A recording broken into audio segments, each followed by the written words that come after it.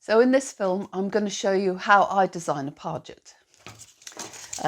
First of all, I get a good straight-on photo before the scaffold is in place, or an architect's drawings, and I take measurements. So I go and see the client to do this.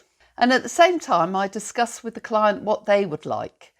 Sometimes they have very clear ideas and they provide a drawing for me to work from. And sometimes they have no idea at all. So I need to make 2 or 3 suggestions and try and extract from them what they'd really like to see. I quite like to find a reason for the Parget to be there. Perhaps I include something that's personal to their family, such as date or an initials or a particular motif. Perhaps I take inspiration from the local area. Carvings in the local church are a really good resource, or else the local plants and animals. Now, quite a few Pargeters like to design directly onto the wall, and that's perfectly possible because it's plaster comes out of a bucket. If you make a mistake, you can just put it to one side and replaster and carry on. I prefer not to do this. I prefer to keep the design phase and the Pargeting phase separate, so I don't have to think about what I'm trying to achieve while I'm trying to achieve it. Part of the reason is because I'm quite often going to be working up a scaffold. And if you're up a scaffold, you can only get 1.5 meters away from your Parget. And it's very difficult to get an overall vision of what it'll look like, which is why I like to have the photograph and of the whole elevation and design to that. And then take my design to site where it'll probably get altered a little bit, but not in a major way. Right, so I'm at home at my desk and I've got a drawing with dimensions and a photo straight on of the elevation that I want to Parget. If you can't get a straight on, you're up at an angle, then you probably want to use a computer to rectify it. But luckily, this one's straight on. So I've got a scale architect's drawing, and I've got a photo of the state of play as it is now. And I'll use that state of play picture and sketch onto it. So the way I like to do this is a way so I can play around with it a bit. And so I will use laser transparency film. Handy stuff. And you can take out a sheet of it. Yes, one sheet of it. It does slide around quite a bit. So I tend to put a bit of spray mount on it, so it's got a bit more grippiness. And then lay it onto the paper. And then you've got a plastic surface which you can edit and play around with. So the thing I use to draw is permanent marker pens. A box of different colours so that I can try out different things. And let's try with this orange one. And I'll have a set square and, let's start with a rectangle. Let's decide how big we'd like it to be. So you do something like that. I don't know how clear that is, but anyhow, there's an orange rectangle on there. And then I decide I want to do something else. So I put a sort of a diamond shape in the middle. And I look at it and think, nah, that's not what I wanted really. So I want to edit it. And that's easy with these permanent marker pens. What you do is you have a bottle of acetone, decant a little bit off into a dispenser tub, and then get some cotton wool and a little stick and wet it down, and then just run it over like so, and that bit's now disappeared. And you can keep taking it apart and doing new bits and doing more overlays if you want until you're happy with it. So when the client is happy with your sketch, then it's the time to start making a detailed drawing. And I will do a scale drawing, perhaps 1:1, or perhaps 1:2 or 1:3, whatever seems appropriate for the job. For this particular one, I did it full scale drawing. And this is the drawing. It's done with a pencil to begin with, but then finished off with a black marker pen, permanent marker like this.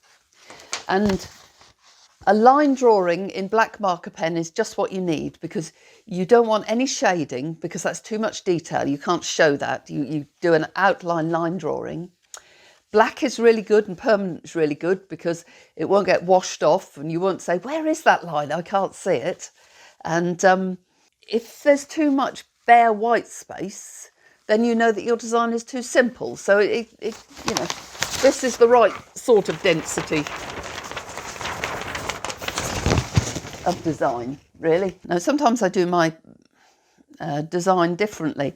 I might Photoshop something with found images, and I might do trials with Photoshop. And sometimes I Photoshop my own images that I've drawn.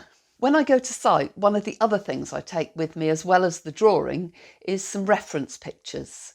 Something like this, some apples and grapes. This was from a different job. Because it's not essential that your apple looks exactly like a real apple, but it's got to have apple qualities.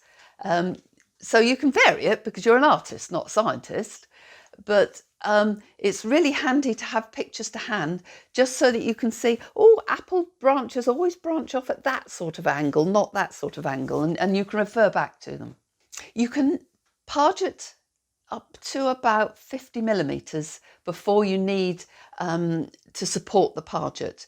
Anything more than that, you'll need armatures, and I've got a whole film about armatures. If you're doing something that's, say, high up on a gable end, you're likely to have to build it up in 2 or possibly 3 coats. The reason being that high up on a gable end, it will look mean if it's just 1 coat, because it's so far away. If you're working at first floor level, then 1 coat is usually enough. But if you want it to have impact at a distance, you've got to build it up more than 1 level, and that all adds to the time that it takes.